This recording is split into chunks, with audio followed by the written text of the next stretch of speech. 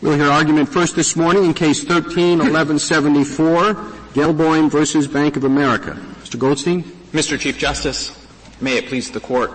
My clients filed this lawsuit against Mr. Waxman's clients. The district court dismissed that lawsuit and said that it was terminated.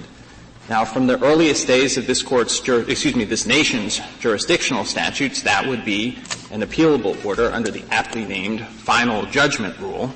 And that must be so unless something changed with Congress's enactment of Section 1407A, the multi-district litigation statute.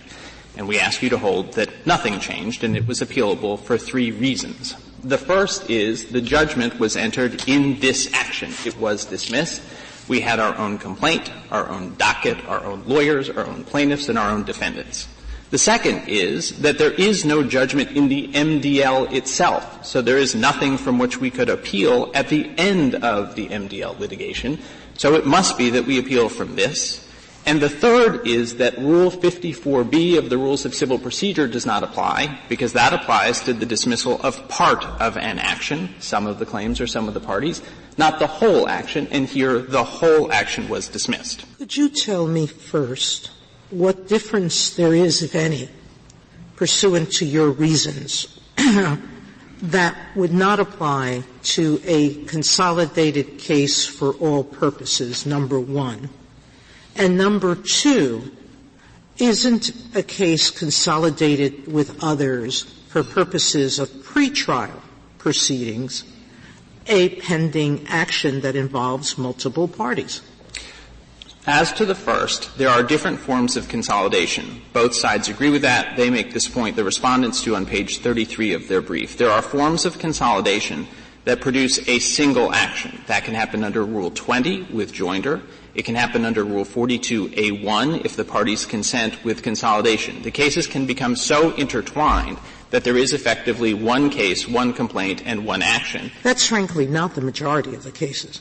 That does not happen most of the time. In most of the MDLs, yes, most of the cases retain their individual character, even though they're consolidated for all purposes. There may be a case that's taken as a test case among the many, et cetera.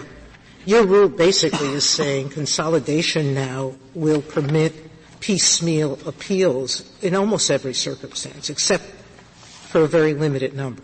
One preliminary point, and then the question about what our rule produces. In MDL litigation, as this district court recognized, you actually don't have consolidation for all purposes. Section 1407A specifies that there can be consolidation for pretrial purposes only. The pretrial purposes in this case are over. The complaint was dismissed.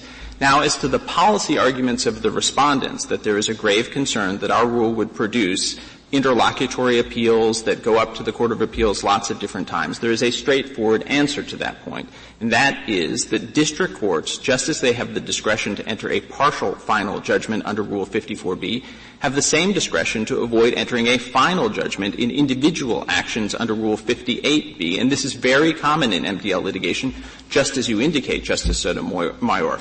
Very frequently, district courts will enter consolidated complaints and will not enter orders in the individual actions that would be appealable. The distinct feature of this case, the critical distinct feature here, is that this district court decided to dismiss in its entirety our individual action. She didn't have to do that, but she did it consciously. Does the 150-day provision kick in? I mean, you say don't worry about this. District courts can just put it on the back burner for 3 years, however long. Doesn't the 150-day provision kick in if, in fact, the district court has dismissed all of the claims? Two things, Mr. Chief Justice. First, we think it does not. So here we're talking about Rule 58B and Rule 58C. Doesn't Rule 58 say unless otherwise provided? Yes. So the automatic entry of judgment doesn't happen if the district judge specifically otherwise provides. That is correct, but the Chief Justice is pointing out that it's not entirely clear what 58C means and how long the district court's discretion lasts under Rule 58B. I will give you an example, and if the court wanted the library or the clerks to look up the 1935 MDL in the middle we could do it ourselves. Yes, exactly.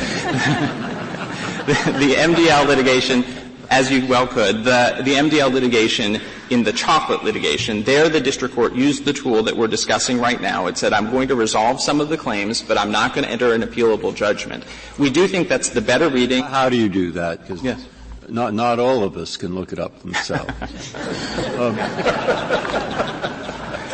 There is the rule does say that the clerk, once the judge denies all relief, he says to you or somebody, I deny all relief in your case, then the clerk is supposed to just enter the judgment.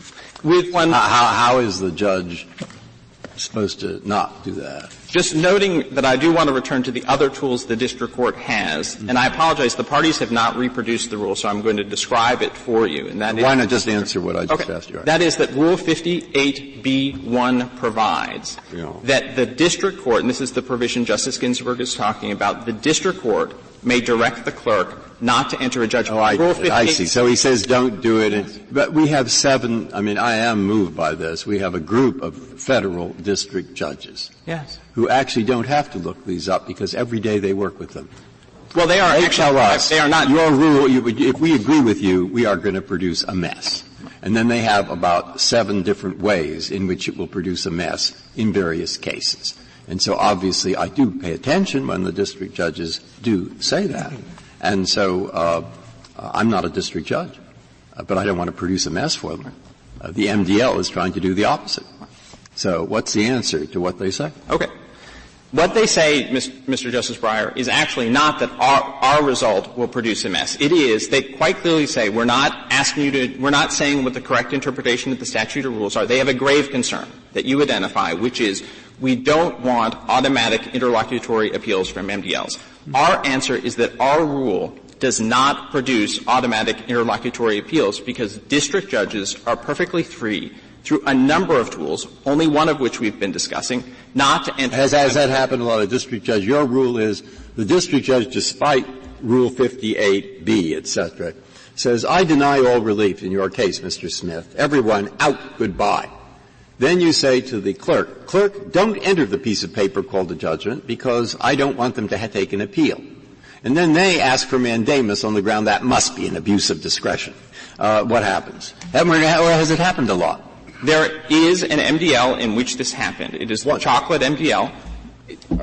Well, the reason it doesn't happen very often, Justice Breyer, is this problem doesn't happen very often. So preliminarily, the only time... Okay, so I said your rule will, in fact, win your case for your client. No. And then in the future, no one else is going to... Justice Breyer, that is not correct. Right. Frequently, district judges will want these questions to go up on appeal because they will get guidance. 54. Now, they can do it under 54, or they can enter a final judgment in the case. So there is the 1935 MDL using Rule 58B, but there are many other tools that district judges have. Mr. Goldstein, your view of the case is 54B would not be appropriate. Yes.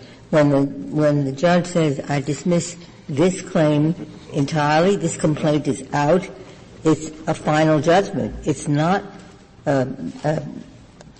appropriate for Rule 54 because Rule 54B is when one claim is done but other claims are still pending. That's correct. Justice Breyer's suggestion of Rule 54B would not work if the district judge has dismissed the entire action. It does say by its terms that it applies only to the dismissal of some of the parties or some of the claims in the action. The action throughout the rules of civil procedure refers only to one thing, that is the individual piece of litigation. We have our own complaint, our own docket, our own plaintiff's defendant's employer. But your answer is that, the district judge can find plenty of ways, disingenuously perhaps, to say this isn't going to be entered yet, we're just going to wait.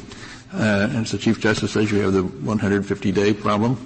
It seems to me that if you're asking for these sort of furtive measures, we might as well face up to the problem right away and just adopt Mr. Waxman's position. Well, Justice Kennedy, we don't think it seems to me you're asking the judge to be almost disingenuous. Well, we disagree for the following reason, and that is, if the point of Mr. Waxman's side is that district judges need discretion to decide when to enter judgments, whether they're 54B, partial final judgments, or final judgments under Rule 58, the discretion should be the same. And the tools that I'm talking about are not used disingenuously by your district judges. They are used consistently. And are you then saying that there's no practical difference between your position and Mr. Waxman's position? In other words, you're saying Rule 54 is not the right vehicle, and yes. That's an important point. It's important to get the rules right, whether it's Rule 54 or something else. But are you saying that there's no practical difference between the two? I'm saying there's little practical difference. There is some, and that is that their side requires the district court and the Court of Appeals to have litigation on whether Rule 54B certification is appropriate and whether the district court abused its discretion in entering a Rule 54B judgment. But there isn't much beyond that. There's one huge difference. The district judge can say no to 54B if it's a final judgment. In this very case, that's exactly what the judge said. In the first round, she said, you have an appeal of right, and she said to the plaintiff who was dismissed. And then, when the Second Circuit said no, she refused to give a 54B. The reason it's not a huge difference, Justice Ginsburg, is that the district court doesn't have to enter a final judgment. I'll give you a very specific example. The district court in this case entered a ruling in 3 different cases: the OTC plaintiff's case, the exchange plaintiff's case, and our client's, the bondholder case. And if the district court had instead entered her opinion in the OTC or exchange complaints, in a complaint that had just an antitrust claim, for example, that did not have just an antitrust claim, then there would not be an appealable final judgment. The district court quite consciously resolved all the antitrust issues, knowing that they would go up on appeal. She just changed her mind only after the Second Circuit, in a rule that the respondents do not defend, decided that it did not want to hear the appeal as a matter of its discretion. It is quite important, I think. I don't think the Court of Appeals said as a matter of its discretion, and that was one thing that puzzled me about your presentation. The Court of Appeals said we have no jurisdiction. That's quite different from saying we have discretion. But Justice Ginsburg, their rule is a case-by-case determination if they do have jurisdiction. And they said they did it sua sponte. The defendants did not move actually to dismiss our appeal. The Court of Appeals, applying this case-by-case rule that's very hard to predict, which is why the respondents don't defend it, said we think they didn't explain much about what the reason that they dismissed it. They said we had no jurisdiction. Right. They did, but their rule is that sometimes you can have an appeal like this, and they will deem it to be an appealable final judgment. There's a phrase that the Second Circuit uses, and it something to the effect of an extraordinary case, an exceptional case. That's right. But their main rule is there's no jurisdiction. Right. And the great majority of circuits apply the opposite rule. They recognize that there's no reason to depart from the ordinary, long-settled understanding of what a final judgment is. It is called the final judgment rule. We go back to Justice Kennedy's question about the disingenuous nature of this. So we write an opinion and say, no, it's a final judgment, it could be appealed. Yes. But district courts, you have other tools not to enter the judgment? Yes. You can delay it? That does sound like all we're saying, that this is a very formalistic ruling. But haven't we said, quoting myself, in Mohawk, that the inquiry should always be a practical one? That efficiency is part of the calculus? The Court has said that there is a practical inquiry in one important respect, and that is the Court has broadened the notion of what could be an appealable final judgment, but it has never denied the fact that when you decide the case, you resolve it, you terminate it, as the district court does here. That is a final judgment for the purposes of the final judgment. That is if you look at it as narrowly as you do. Your Honor, let me just in the MDL, these cases were brought together because there is a common factual allegation, and that is that Mr. Waxman's clients manipulated LIBOR. But we have a different complaint in a different docket with different plaintiffs and defendants, and the district court decided to dismiss our case. I admit, you and I embrace it. You asked to be part of the MDL case, didn't you? Yes, that's correct. And we filed in the Southern District of New York. We asked to be part of the MDL litigation. The district court initially said that we would be consolidated for all purposes, and then recognized she could not do that we would be consolidated only for pretrial purposes.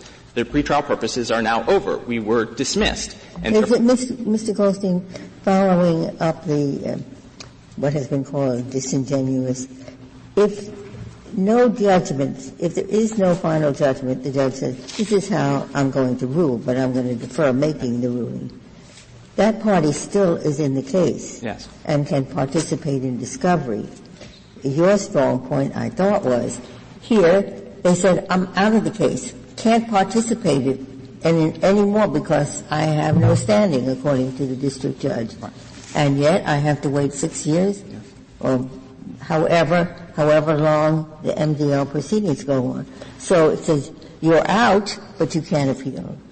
Yes.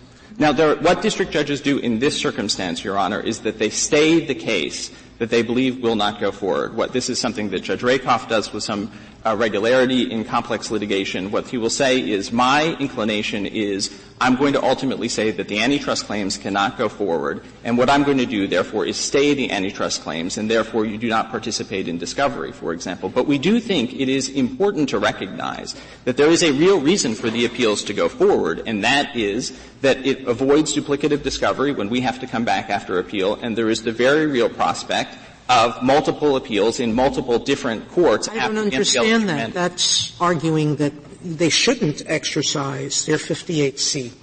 That's what Judge Rakoff is essentially doing. He's saying, and you're saying, we shouldn't let him. I'm sorry, Your Honor, no. If he can say it yes, for as long as he thinks yes, is appropriate, yes, what's the difference? What's the practical difference between the parties? In terms of the effect on you. You're not going to participate in discovery under his system. That is correct. And so my point to the Court is the following, and that is, to the extent members of the Court are concerned, that the district courts are concerned, the district judges that you cite, Justice Breyer, that we shouldn't have these interlocutory appeals, then the district courts have the tools to deal with that problem. But what they tell us, these judges, who are experienced, I stress, on pages 12 and 13, district courts have evaluated the Third Circuit factors, that is 54B factors, in deciding whether to certify one among several consolidated cases for appeal. Footnote. And then in the footnote, they have several cases, which I take it, since they tell us that, are cases where they were consolidated cases. They used 54B to say that one of the cases could go ahead on appeal. Now, I took that as saying that judges are using 54B to accomplish the end that we seem apparently everyone wants, giving them the flexibility, and not the system that you propose. That is not correct, Justice Breyer. So are they wrong, or I'm not reading it right? Probably the latter. There is a piece of the puzzle that's missing, and that is that ours is the rule that for decades has been applied in the great majority of the country. In the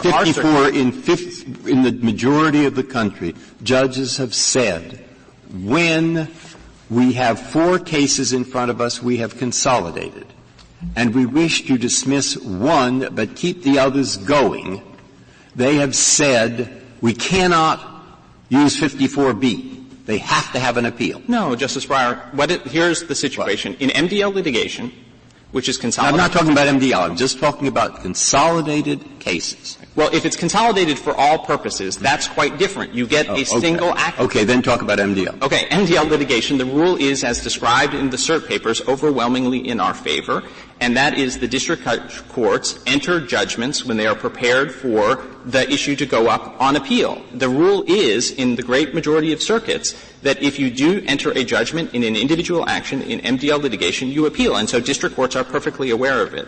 We call it formal, as if it were a bad thing that we have a final judgment rule, but it is not a bad thing. It is really important to have clarity. But if I could understand, Mr. Goldstein, what you're saying, do you think that a judge properly considers the exact same factors, whether it's done as the respondents would like under Rule 54, or instead whether it's done your way by staying the action or by holding off on a final order?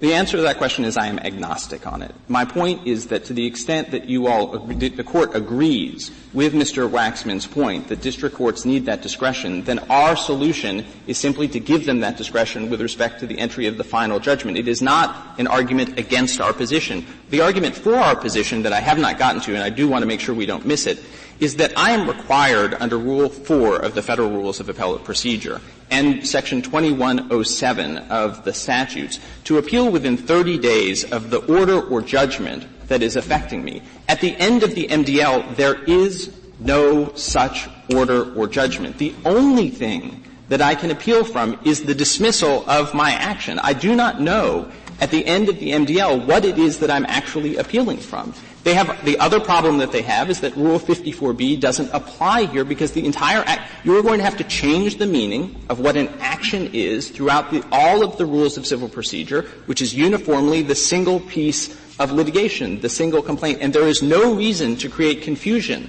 Imagine after the ruling that Mr. Waxman wants. There are 4 cases in the district court, and they relate to the same sort of facts, and the district court dismisses one. If you introduce this ambiguity about what an action is, then people are going to be unclear about when it is that they should be appealing, because our lawsuit is a separate one. It is in a separate docket. We have a separate complaint. Doesn't it become clear once we announce it? It's not like anybody involved in an MDL doesn't carefully know what's going on. That's the advantage of those cases. It does not. And there is an order. There's an order terminating the MDL. Well, just sending the cases that are going to be sent back, and the ones who are finalized, those are finalized. Here's what happens, and I suggest that the Court look at the docket, for example, in the Fontainebleau MDL, which is, I think, number 2106. So what happens here is that at the end of the proceedings, imagine the district court dismisses complaint A. That will be my complaint. And then later on, complaints B and C settle.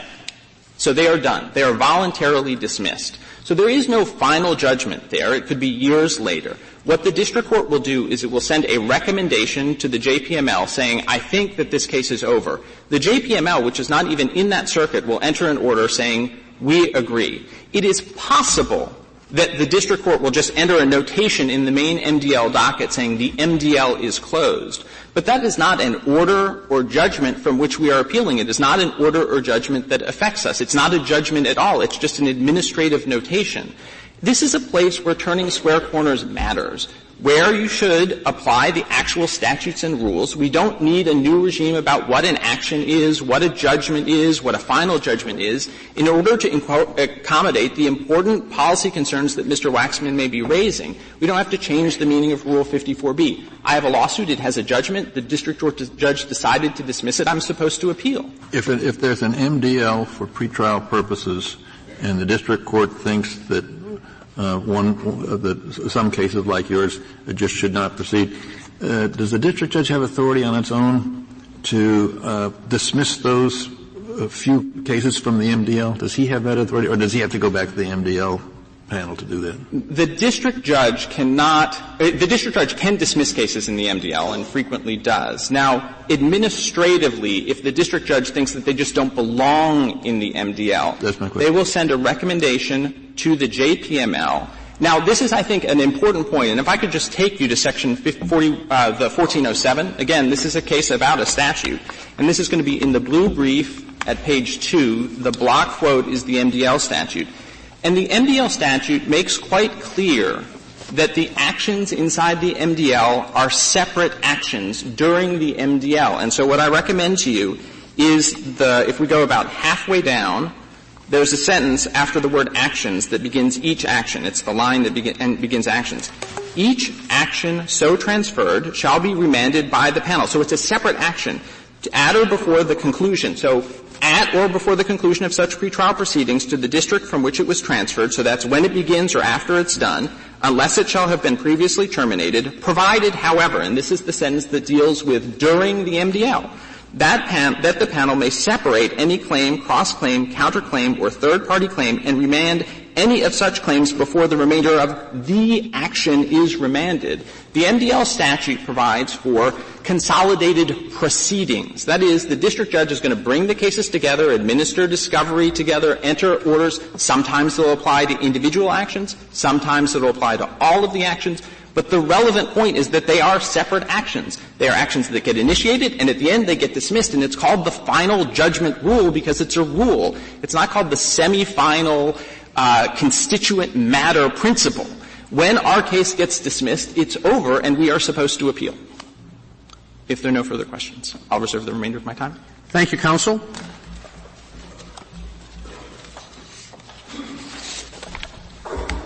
Mr. Waxman. Mr. Chief Justice, and may it please the Court, Let me start with what's now been the accepted terminology of the disingenuous approach to achieving the flexibility that the district courts need and to avoid the obligation that the courts of appeals must, because his rule requires immediate seriatim piecemeal appeals, hear those. I had been calling it a form of guerrilla judging, but the point is that the flexibility that both sides agree, and the retired district judges certainly underscore that district courts need, and the relief that the courts of appeals need from the obligation to hear seriatim piecemeal appeals, is achieved by application of the rule that was specifically designed for this, which is Rule 54B. Now, he says 54B doesn't apply. What that means is, let me just first start by saying, in this entire litigation, one and only one authority has been cited for that proposition, and that is petitioner's brief. The text of 54B refers to a separate appeal for a claim, counterclaim, cross-claim, or third-party claim. So your 54B argument, I think, is dependent on the proposition that Mr. Goldstein's complaint became part of a single action. Otherwise, it was consolidated. It became part of a single action, and therefore it was tantamount to a claim. Yes. On that theory, it could fit within 54B. That takes a little bit of more than perhaps a little bit of pounding to fit that in there, don't you think? No, I don't, and neither does every single court that has construed the application of 54B to consolidated litigation. Well, where do we look to find that his complaint became part of a single action? Well, the MDL statute doesn't make any reference to that. Quite to the contrary. Yes, the MDL statute doesn't consolidate cases. It transfers cases to a transferee MDL court.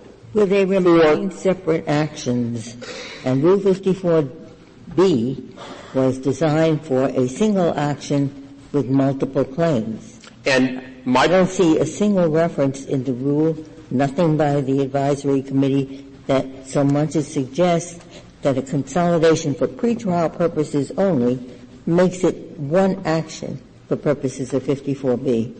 Before I get to the terminology, let me just underscore, I realize this may be waving a red flag in front of this body, but not a single court or commentator anywhere has suggested that in consolidated cases, whether they are that are all consolidated under Rule 42, whether they come in by an MDL or not, that action refers to the consolidated proceedings for such a length as they are consolidated. And, Judge Ginsburg's, the other Ginsburg on the D.C. Circuit's opinion in, I think it's Hill versus Henderson, explains that it is a commonplace in consolidated actions for courts that want a piecemeal appeal to employ Rule 54B. Well, now, it's possible that everyone is wrong. Maybe they are wrong, Mr. Waxman, because, they're obviously looking for a certain kind of flexibility, which is important, which I take it both sides have agreed is important. But the question is whether they found it in the right section. And I think what you're being asked is, if you just look at this section is about multi-party, multi-claim, single actions. That's what this section is all about. And it's being used for a purpose for which it was never designed. I think that is quite incorrect as an historical matter.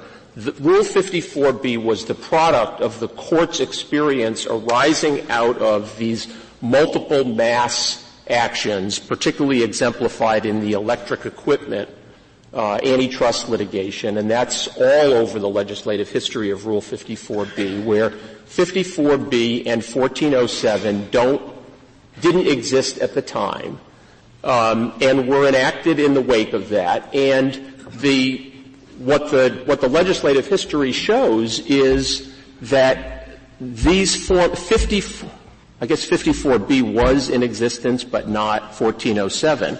54B was the mechanism in those consolidated actions by which particular issues of law were reviewed by the courts of appeal. But others were not. In this case, at the end of the day, the actions are in effect unconsolidated.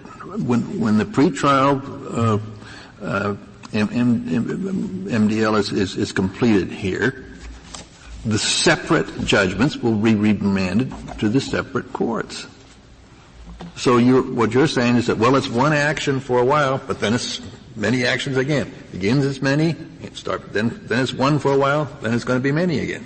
Isn't that the dynamic that you're that is exactly the dynamic for whatever length of time the consolidation occurs. That is last point. Look, in my mind is that if we take your route, one problem with your route is you have to muck around with the word action. Well, you do. I mean, there's no doubt you do. You have to consider it a single action while it's consolidated. One problem with his route is that, A, nobody's ever done it. They've all thought you're right. And nobody said much about it. And one problem with his route is you treat consolidations where the multi-district panel is involved and you consolidate it for discovery differently than you treat consolidations in an ordinary district court, has 4 cases and consolidates them. That's a problem with his route. So it seems to me a sort of balance there. But one thing he said that I don't did register is he said, if we take your route, what happens when the multi-district is over? See, 8 months ago his case was dismissed, and a judgment was entered in his case, which is now only part of the case on your theory. When is he what is he appealing from? When did the 30-day clock begin to run? And suppose, by the way, it was never really sent back because everybody else settled. How does that work? Well, let me just I have your question firmly in mind. I want to just observe 2 things about the premises to your question. One is that 3% of cases that are consolidated of MDL cases get returned to districts for trial. The overwhelming majority never leave the transferee. But that's because the parties, either they get dismissed pre-trial or they settle, or the parties agree that the transferee court can be the trial court. But no one in a multi-district litigation can be forced into going before the transferee court for trial. And I think it was quite clear that Congress didn't give the multi-district forum the option to be the trial court. Justice Ginsburg, I totally agree, and if there were any ambiguity, this Court's unanimous decision in lexicon made that clear. The point is that it is up to the transferee judge, as it is up to any judge in a civil case, using the tools provided under Rule 42 to decide how to manage all of the cases that have been transferred.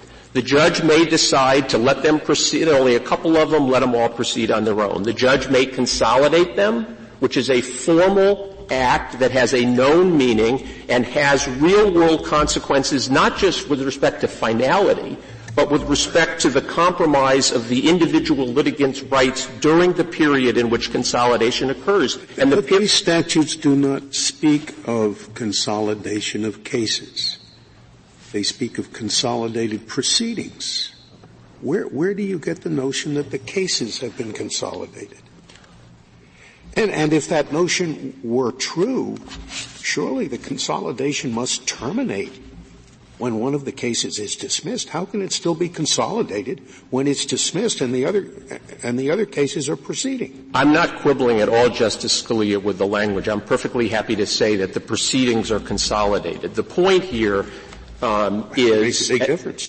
Well, I think it doesn't really make a big difference. The point here is, as this Court has repeatedly admonished, what constitutes a final decision under Section 1291 is not a technical concept, but rather, quote, the means to achieving a healthy legal system. And that does not please answer Justice Breyer's question, because that is troubling me as well.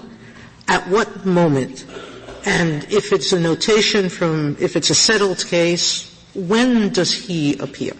The appeal period runs from the time that all of the other consolidated cases have resolved or been transferred. And so what's he appeal from? I mean, there is an awkwardness here because he's not appealing from the judgment entered on behalf of or against the other parties. Let's be very, very clear about what he says he's appealing from. The only document that he's pointed to that suggests that he had a judgment way back in March of 2013 is entry 43 in the Gelboim docket, which is reproduced on page 11A of the Joint Appendix. He has the word of the district judge. You have an appeal of right. That's what she said. Well, what she said in adjudicating the request by other parties for a 54B certification, this is on page 220 of the petition appendix, is that these plaintiffs and the Schwab plaintiffs have an appeal of right. There's no question that she misapprehended the rule in the Second Circuit that just because she had dismissed all of the claims in their suit, they have an appeal of right. But the notion that she entered a judgment... She thought that she needed to do the 54B for the other cases that had more than one claim, not just the antitrust claim. Correct. And let me say something about their subsequent motion under the Gelboim subsequent motion under 54B after the dismissal for lack of jurisdiction by the Court of Appeals, but first point out to you that the order that she's referring to, 43, which says that the case is terminated pursuant to instructions from Chambers, I wondered, well, why isn't there anything in the docket that in fact terminates it? And the answer is on pages 15 through 19 of the Joint Appendix, where, as you can see on page 19, she has reissued the same memorandum in order as modified 3 days later. And the language that they like to cite for the notion that there was a judgment in their case is missing. And that's why they, in fact, continue to be a party to the consolidated... Well, then let's go back to my question. I agree with you. I'd always learned, like Hornbook rule number 1, is there is a separate piece of paper called a judgment entered by the district court, and that is what you appeal from. Now, you have just told me there isn't one here, in which case he can't appeal. Okay? That's a separate reason. I'm now assuming another case. The case is there is a separate piece of paper in his case called a judgment. His point is that gives me a piece of paper called a judgment to appeal from. It was entered at a certain time, and now I know when the clock starts. That's right. What I said was, some time ago, that what I thought he had a point is in such a case, if we treat the consolidation of proceedings like we treat a consolidation of cases without the multi-district, he cannot appeal from that piece of paper. He has to wait in the ordinary situation, not multi-district, until there is another piece of paper resolving everything. Then he starts to appeal. But at least he has a piece of paper, which maybe he lacked here. Okay. All right, now, he's saying here, in the multi-district situation, there will be a separate piece of paper. I can't appeal from it.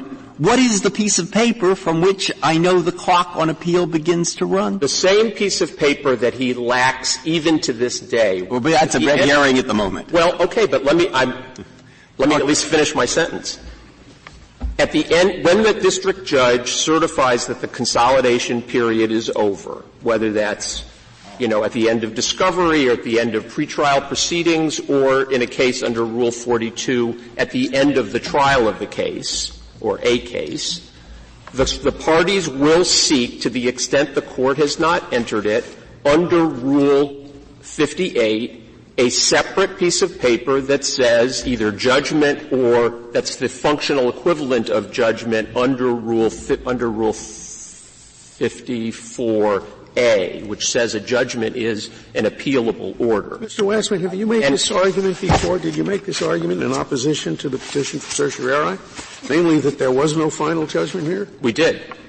And got discouraged when the court granted cert, but I'm not here just making a jurisdictional argument. My point in this case is Mr. Waxman, the Second Circuit didn't think that there was a problem because the judgment hadn't been entered. They said in all of these cases, when they're consolidated for pretrial, there is no right of appeal.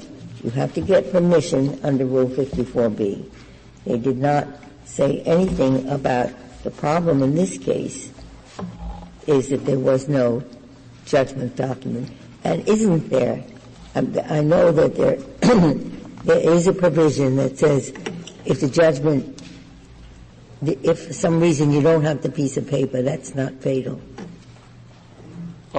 Justice Ginsburg, I respectfully suggest that you're mistaken in reading what the Second Circuit said. This is on page 2A of the petition appendix.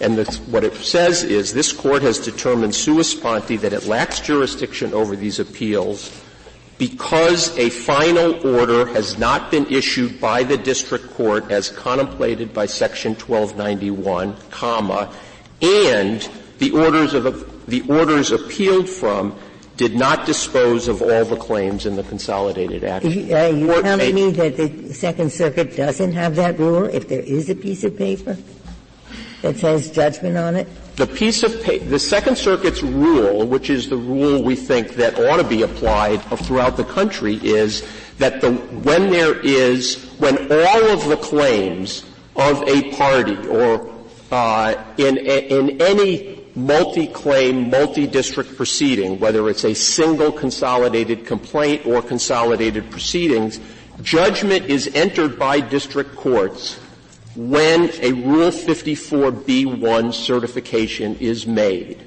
or, assuming the Court of Appeals agrees, when there is a recommendation under Section 1292B. That is the way that courts issue judgments during the period of consolidation when the other cases are proceeding. 1292B can't be applicable here. 1292B is when you don't have a final judgment. There's an interlocutory appeal.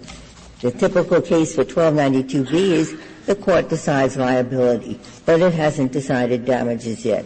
You can't run upstairs at that point unless you get a 1292B order. You are absolutely right, and I stand corrected. My point is that during the period when there are multi-claim, multi-party proceedings, either because they are different cases that are consolidated for a period of consolidation or a single omnibus complaint, which could have happened in this case, a ruling as to all the claims of a particular party or all of the parties as to a particular claim becomes a judgment when and only when the district court certifies a judgment under 54B. Yes, but that's quite different. You were defending the proposition, I thought, that the Second Circuit said that there had been no final judgment in this case, not in the consolidated cases, but no final judgment in this case. And I don't read that order on page 2A as saying anything other than that there's not been a final order under 1291 because all the cases have not been disposed of. Well, I guess, we can speculate about what they meant. They didn't say because. They said there's no final order under 1291 and all of the cases in the consolidated proceedings haven't been disposed of. But let me just make one point. Well, that's a very strange way to read. I mean, the opinion of my case isn't turning on what actually happened here, but I think in thinking about the meaning of final decision under 1291, which doesn't use the word action, what a final decision is, with an eye toward what is a healthy legal system. This case, I think it's important to focus on just the features of this case as one of many, many examples why the rule that they're advocating is not correct. Well, you raised the argument before us this morning that there wasn't a final judgment, and Petitioner argues that there was under Rule 58C2B. And you didn't address that, I believe, in your brief. So what is wrong with that argument? 58C. 58C2B. Well, the 58C2B is 150 days from the, quote, judgment that's reflected in 58B. And 58B1 in particular says, entering judgment without the court's direction. And it says that if a court issues an order otherwise, unless the court orders otherwise, the clerk has to enter a written judgment. But the caveat there, which does apply in this case for reasons because this does involve, these consolidated proceedings are in action within the meaning of 54, is that 58B1 is, quote, subject to 54B.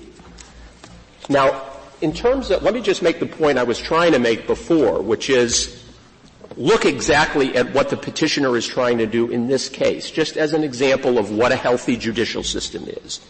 They say that they're entitled to, they're required immediately to appeal, and the Second Circuit is obligated immediately to consider their appeal, notwithstanding, among other things, two things in particular. One, even as the court is considering this case, the district judge is considering claims by the plaintiffs in 7 other consolidated cases that have raised Sherman Act claims, that in fact her prior ruling on Sherman Act antitrust injury does not apply to them. The briefing on those motions, on that issue, will be completed, I believe, on Christmas Eve. And so if an appeal had been proceeding, the Second Circuit would be considering precisely the same thing that the judge is reconsidering, and the cases are legion in which... That would seem to be very efficient. It would save her the difficulty of reconsidering it if the Second Circuit rules one way or another. Now, it seems to me that the efficiency arguments in these cases, they can go either way, and probably do go either way depending upon the nature of the case. It would be very efficient, would save her the time to reconsider it if she had a ruling from the Second Circuit. Just to be clear, Mr. Chief Justice, what she's considering are not requests to reconsider. She denied those a year ago, August. These are plaintiffs who claim that their antitrust claims are, in their minds, significantly different than the claims that Gelboim I thought brought. you were making the other point. So the claims that she's looking at really are not affected by the Gelboim claims. That's right. Although... What problem is it to appeal? Excuse me? Then what's the problem with going ahead with the Gelboim appeal? Well, the problem with going ahead of the Gelboim appeal is the inefficiency and the threat to the... But the... a different reason. She said in the Gelboim case, you have no antitrust injury. In other words, you have no standing out the door. And you say the other cases are different from that? They don't center on antitrust injury? No, they do. They are claiming that notwithstanding your prior ruling, in the circumstances of our cases, we do have antitrust injury. And from a point of view of a healthy judicial system, you would want the Court of Appeals to be able to consider the question of antitrust injury after the district judge has finally come to a concluded view as to all of the consolidated cases. Well, I think what the Chief Justice is indicating is to the extent that the claims are the same, the efficiency argument can cut both ways. To the extent that the claims are different, what's the problem with an appeal? Well, the Court of Appeals is being asked to consider the sufficiency of the allegations as to antitrust injury with respect to a common core of alleged facts, a course of conduct, and different parties. But is that the only thing, that they're going to have to learn the facts twice? Well, look, you can always argue that there are certain efficiencies in taking immediate piecemeal appeals. Our system, since the Judiciary Act of 1789, has set its sight against that and said that piecemeal appeals are disfavored. Another feature of this area if the district judge had been right the first time, she said, I have a claim that's totally dismissed, it's out. Then there are these other people that have antitrust claims and other claims. So what I'm going to do is this. Final judgment for the one that has no other claims. 54B on the antitrust claims for the others, so that the Second Circuit will then hear antitrust standing all at once. And the point is that there are other parties in the consolidated pleadings that say that their claims and their plaintiffs stand in a different position under the Sherman Act with respect to antitrust injury than Gelboim does. And why wouldn't a healthy system? Well, the district judge obviously didn't think so because she said, one party has an appeal of right, and I am going to give a 54B order for the others. She didn't consider, Justice Ginsburg, the 7 parties that are now claiming that they are different. She was only considering the application by certain other parties for a 54B certification. And if you look at what the judge did after the Second Circuit held that it lacked jurisdiction, I think it's pretty revealing.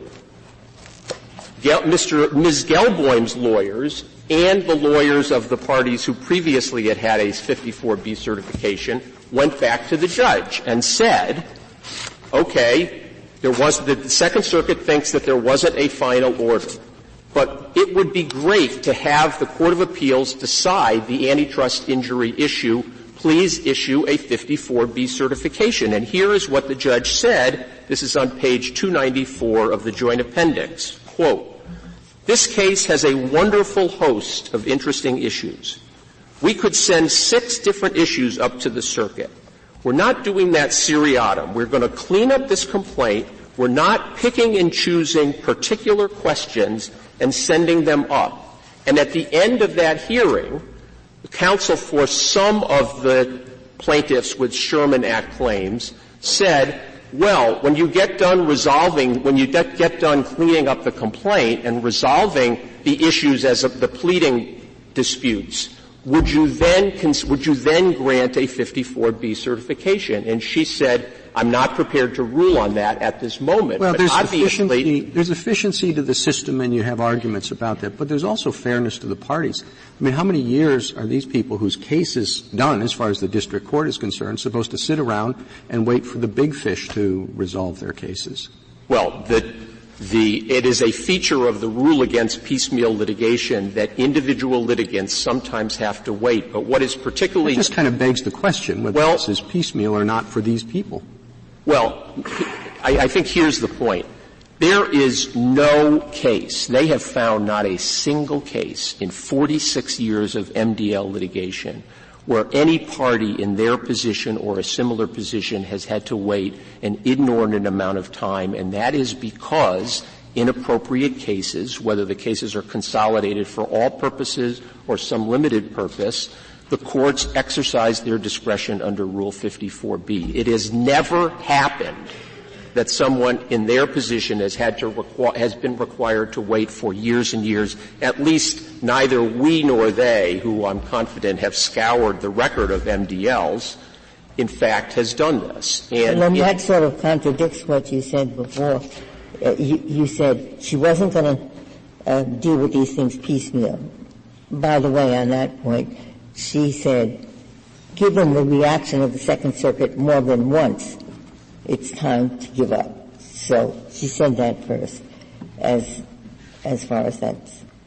I think, Justice Ginsburg, the point I wanted to make here is she has left fully open the possibility that when she finishes resolving the pleading problems, including the claims of the other 7 Sherman Act plaintiffs who say they're different, she will reconsider whether to grant Rule 54B. And while my friend on the other side says, well, there are all sorts of obscure procedural mechanisms where you could get this flexibility, the point here is that we have a rule that has already been made to deal with the resolution of all the claims of a party or all the parties of a claim, which is 54B. And the advantage of what is obscure about a stay?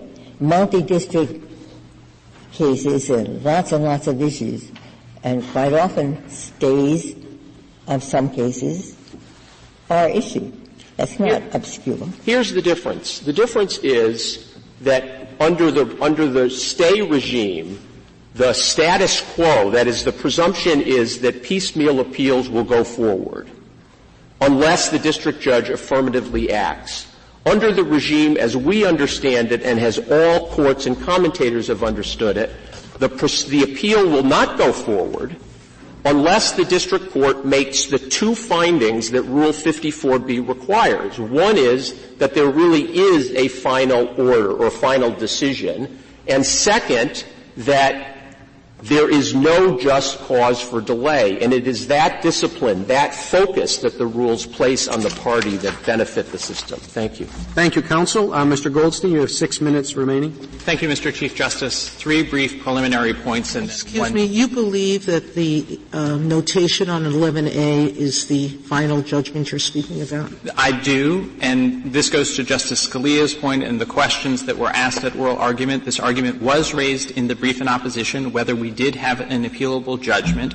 We addressed it in footnote 1 of our cert reply brief, and we were so obviously right that this is governed by Rule 58C that the respondents abandoned this argument in the merits brief. The district court said our action is terminated and we have an appeal as a matter of right. That was quite plainly the judgment. We appealed within 150 days after that. So you considered this fully, I am sure, because it was... You addressed it where? Footnote 1? Footnote 1 of the brief our reply brief on cert. We have only one footnote. Okay. And we discuss at length their concessions that there was a final judgment, what it is the Second Circuit did, why it is terminating as a judgment, all of those points. This was presented to you, and we were so plainly right that they didn't even make the argument in their merits brief. It's still jurisdictional, but there quite clearly was a termination of the action that the district court understood was appealable. That's why Rule 58 exists. What are your other 3 points that make you plainly right on the rest of the case? That was actually the first point. The second one goes to Justice Breyer's concern that no one thinks that we are right. And Mr. Waxman's point that, everyone understands, every commentator, that this is done under Rule 54B. That is, in a word, ridiculous. Ours is the rule in the overwhelming majority of the country and has been for decades. Every time I'll give you 2 kinds of case cites. The cert petition cites all of the cases in the courts of appeals, including the D.C. Circuit, that say when you enter the judgment in the individual action, it's appealable. I have given you the 1935 MDL that uses the 58B example, but as Justice Ginsburg indicates, it's commonplace for MDL courts to enter stays and put individual actions on ice without entering judgments. The system, as we describe it, has been working for decades without any difficulty. And Justice Ginsburg, my third preliminary point is that when Mr. Waxman says there are all of these other actions out there, it is a little bit of an optical illusion. When the district court entered this opinion, which resulted in our judgment, she entered the same order in every other single pending case. She was quite clear that it applied to all of the cases in the MDL. She denied reconsideration, explaining that no one could have antitrust standing. If there are other unrelated antitrust claims, then there's no problem with our appeal. Now, my big point is that there is no reason for you to muck about with and cause confusion in the law with respect to what a final judgment is, what an action is, what a constituent matter in an action is, when we can address all of his policy concerns in the way that MDL courts have been doing for decades. There is going to be considerable confusion that results. What are we supposed to appeal from? Justice Breyer, if you know the answer to your question, which you asked 3 times at the end of this argument, you are alone, I believe. I do not know what it is that I am supposed to appeal from, particularly if some of the cases settle. It's called the final judgment rule. We have a final judgment in our action. Imagine the following forms of confusion. What happens with American pipe tolling? When was our action dismissed? Therefore, some other individual person is required to file an individual lawsuit. What happens when you have multiple lawsuits that are together that look alike? Are those now a single action? What if the different lawsuits are coordinated rather than consolidated? Because remember, the 3 Schwab lawsuits were coordinated here, not consolidated. What do those people do?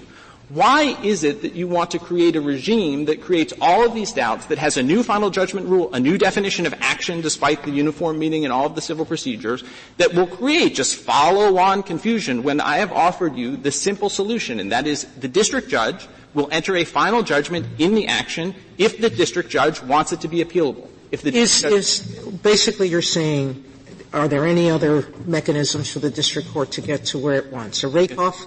Don't enter anything. Don't enter any. Stay and don't enter. Under 58, tell the court, the clerk of the court not to enter it. Yeah. Under 42, create a consolidated complaint, as was done here with the OTC and exchange actions. That's actually very common. And that is the MDL court will say, I have 4 lawsuits in front of me. I am, under Rule 42, going to consolidate them into a single master complaint. That master complaint will have 4 different claims in it. And then the district court will simply resolve one of the claims in the master action without entering a judgment in the individual action. Not the master action, the master complaint. It's not actually an action. There's an MDL docket, a main MDL docket. And the district court just doesn't enter a judgment in the individual action. Can that be done when it's consolidated only for purposes of pretrial discovery? It can. It is what's known, there's a Sixth Circuit case called Refrigerant that discusses this issue, and a Second Circuit case called Katz. It is called an administrative complaint. The district court uses this administrative complaint to manage the litigation, and that administrative complaint doesn't have the same docket as the individual actions. And the district court is perfectly capable of saying, I'm going to resolve the antitrust claim, not an action, an antitrust claim, inside this larger administrative complaint without entering a judgment. And when there's no judgment, there's no appeal. And you can announce that rule and give the district courts the flexibility that the retired district judges want without creating all of this unnecessary doctrinal confusion. As you say, Justice Sotomayor, district judges pay a lot of attention to your rulings. They will know what it is that they are supposed to do, and we just don't have a mess later on. I don't see anything in the rules about it. This is the first time I've heard about this administrative complaint. Yeah. The administrative complaints are the most common tool that district judges use in MDL litigation. I suggest the Refrigerant and Katz cases to explain it. Thank you, counsel. The case is submitted.